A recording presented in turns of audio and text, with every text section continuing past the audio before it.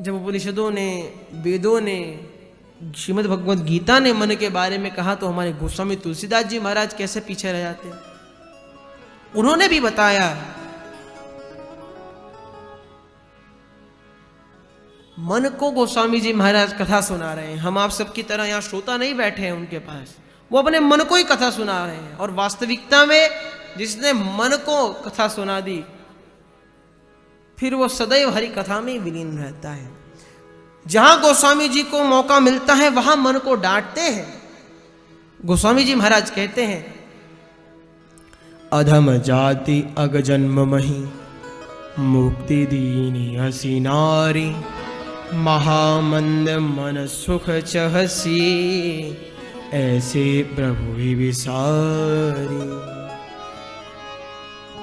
अस प्रभु दीन बंधु हरि, कारण रहित दयाल, तुलसीदास सठ ताहि भज, छाड़ कपट जंजाल। शबरी मैया के प्रसंग में बताया है, अधम जाति अग जन्म मही, मुक्ति दीन असी नारी। शबरी मैया जब भगवान से कहती हैं, अधम ते अधम अधम अति नारी, तिहु में मैं मति मंद अघारी। मैं तो नारी हूं, अधम हूं, नीच हूं प्रभु। ऐसी अधम और अधम से अधम जाति की शबरी को भी मुक्ति दीनी असी नारी, असी नारी मुक्ति दीनी, ऐसी नारी को भी जिन भगवान राम ने मुक्ति प्रदान कर दी। महामंद मन सुख चहसी, ऐसे प्रभु ही बिसारी। ऐसे प्रभु को छोड़कर, हे मेरे मूर्ख मन, सुख चहसी, तुमको सुख चाहिए। जिन प्रभु ने, जब भगवान राम सीता मैया के स्वयंवर की ओर जा रहे थे तो विश्वामित्र जी के आश्वासन देने पर पाषाण रूपी पत्थर को, जो पाषाण रूपी अहिल्या है, उनको स्पर्श कर कर ऋषिपत्नी बनाकर जो है मुक्ति प्रदान की। सारा संसार भगवान पर पुष्प वर्षण कर रहा है, एक व्यक्ति दुखी है। कौन? स्वयं भगवान श्री राम। यदि हमारे हाथ से हम चल रहे हो, पेड़ पर हाथ लग जाए और एक आम पेड़ पर लटका हो, वो पहले ही टूटने वाला हो, हाथ लगने से हल्के से झटके से नीचे गिर जाए तो अपने आप को पहलवान समझने लगते हैं। महाराज देखो हम कितने बड़े बलवान हैं, हमने एक चांटे से आम गिरा दिए नीचे। और जिन्होंने स्वयं अपने पादस्पर्श से एक पाषाण को ऋषिपत्नी बना दिया, वे भगवान राम आज दुखी हैं। क्यों दुखी हैं? हम तो छोटे मोटे कार्य कर कर ही पॉपुलैरिटी के चक्कर में अपने आप को संसार में प्रकाशित करते रहते हैं, अपना विस्तार करते हैं, अपने आप को महान समझने लगते हैं। लेकिन जिन्होंने इतना बड़ा कार्य किया वो स्वयं दुखी बैठे हैं। क्यों बैठे हैं? क्योंकि भगवान राम कहते हैं, अरे महाराज, भले ही मैंने अपने चरण स्पर्श से इस पाषाण को देवी अहिल्या में परिवर्तित कर दिया हो, लेकिन हमसे एक पाप हो गया।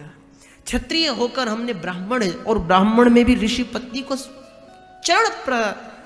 चरणों से स्पर्श किया, पाद प्रहार किया, हमसे बड़ी भूल हो गई। श्री रामचरितमानस के विराम में कहते हैं, पाई न की कति पतित पावन राम भज, सुनु सठ मना पाई। पतित पावन राम भज, सुनु सठ मना। गणिका अजामिल व्याध गीध, गजादि सब तारे घना। गणिका अजामिल व्याध गीध, गजादि सब तारे घना। पाए न केहि गति पतित पावन राम भज, सुनु सठ मना।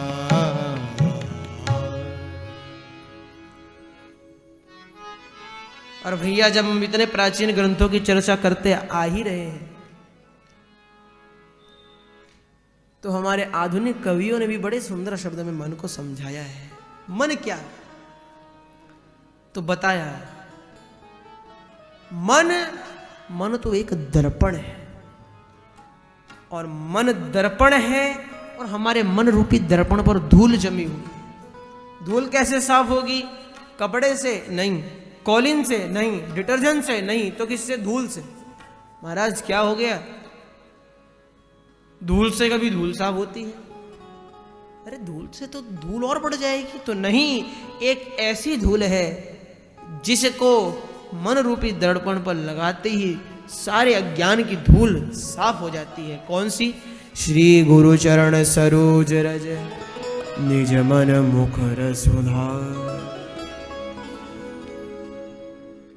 गुरुदेव के चरण रज को अपने मस्तक पर धारण कीजिए। मन रूपी दर्पण पर जितना अंधकार रूपी अज्ञान लिपटा हुआ है, धूल लगी हुई है, सब साफ हो जाएगा और हम समझ जाएंगे कि मन क्या है।